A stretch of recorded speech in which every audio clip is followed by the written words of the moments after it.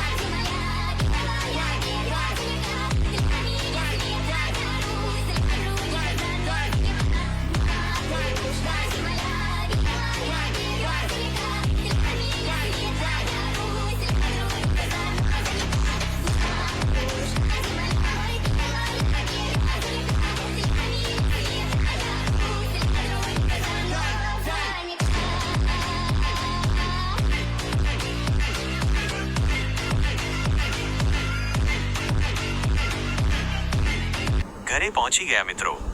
તો આજનો વ્લોગ આટલો જ. વ્લોગ સારો લાગ્યો હોય તો લાઈક, શેર અને સબસ્ક્રાઇબ કરી દો. મળીએ કાલે નવા વ્લોગમાં. ત્યાં સુધી બાય બાય.